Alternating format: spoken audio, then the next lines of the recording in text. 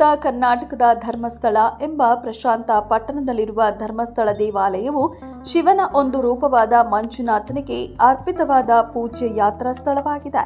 ಕರ್ನಾಟಕದಲ್ಲಿ ಅತಿ ಹೆಚ್ಚು ಶಿವ ಭಕ್ತರು ಭೇಟಿ ನೀಡುವ ದೇಗುಲ ಅಂದ್ರೆ ಅದು ಧರ್ಮಸ್ಥಳ.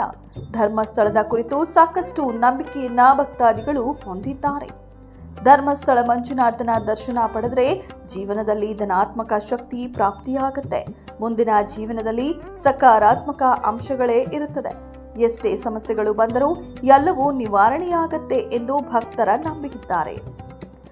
ರಾಜ್ಯದ ಅತ್ಯಂತ ಪುರಾತನ ದೇವಾಲಯ ಇದಾಗಿದ್ದು, ಧರ್ಮಸ್ಥಳ ದೇಗುಲವನ್ನ 800 ವರ್ಷಗಳ ಹಿಂದೆ ನಿರ್ಮಿಸಲಾಗಿತ್ತು. ಜೈನ ಬಂಟ ಸಮುದಾಯವು ಈ ದೇಗುಲವನ್ನ ಆರಂಭಿಸಿದ್ದು, ಈ ಪುಣ್ಯಕ್ಷೇತ್ರ ಧರ್ಮಸ್ಥಳವನ್ನ ಧರ್ಮ ನೆಲೆಸಿದ ಸ್ಥಳವೆಂದು ಕರೆಯಲಾಗುತ್ತೆ. ಈ ಸ್ಥಳದಲ್ಲಿ ಸಾಕ್ಷಾತ್ ಪರಶಿವನೇ ನೆಲೆಸಿದ್ದಾನೆಂದು ಹೇಳಲಾಗುತ್ತೆ.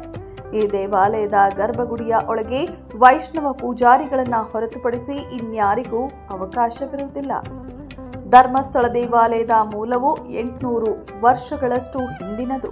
ಒಂದು ದಂತಕಥೆಯ ಪ್ರಕಾರ ಈ ಪ್ರದೇಶವನ್ನ ಕುಡುಮ ಎಂದು ಕರೆಯಲಾಗುತ್ತಿತ್ತು ಮತ್ತು ಇದನ್ನ ಜೈನ ಮುಖ್ಯಸ್ಥರಾದ ಹೆಗ್ಗಡೆ ಕುಟುಂಬವು ಆಳುತ್ತಿತ್ತು. ಸ್ಥಳೀಯ ದೇವತೆ ಅಣ್ಣಪ್ಪ ಸ್ವಾಮಿ ಮುಖ್ಯಸ್ಥನಿಗೆ ಶಿವಲಿಂಗವನ್ನ ಸ್ಥಾಪಿಸಲು ಮಾರ್ಗದರ್ಶನ ನೀಡಿದ್ದಾನೆಂದು ನಂಬಲಾಗಿದೆ.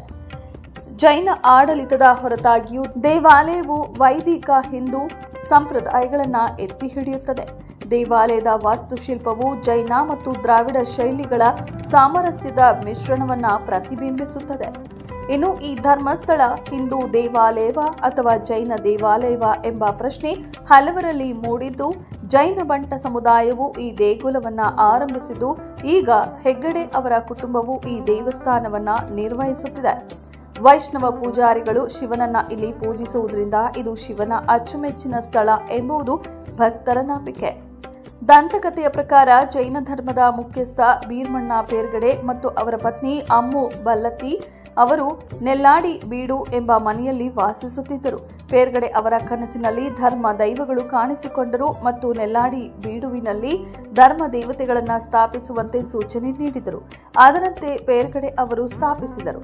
ಧರ್ಮಸ್ಥಳವು ಪೇರ್ಗಡೆ ಕುಟುಂಬದ 20 ತಲೆಮಾರುಗಳಿಂದ ನಿರ್ವಹಿಸಲ್ಪಡುವ ಧರ್ಮ ಮತ್ತು ಧಾರ್ಮಿಕ ಚಟುವಟಿಕೆಗಳಿಗೆ ಮೀಸಲಾದ ಸ್ಥಳವಾಯಿತು.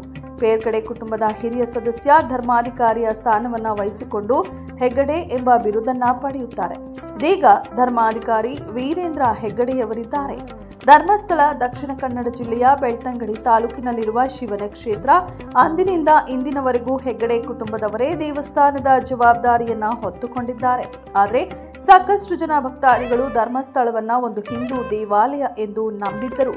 ಮೊದಲಿನಿಂದಲೂ ಜೈನರು ದೇವಾಲಯದ ಆಡಳಿತವನ್ನ ನೋಡಿಕೊಳ್ಳುತ್ತಿದ್ದಾರೆ. ಆದರೆ ಧರ್ಮಸ್ಥಳ ವಾರಸುದಾರರಿಗೆ ಬಗ್ಗೆ ಇನ್ನೂ ಸಹ ಚರ್ಚೆ ನಡೆಯುತ್ತಿದೆ. ಇದೆಷ್ಟು ಈ ಹೊತ್ತಿನ ಸುದ್ದಿ. ಮತ್ತಷ್ಟು ಸುದ್ದಿಗಳಿಗಾಗಿ ನೋಡ್ತಾ ಇರಿ ಸಿರಿ ಟಿವಿ.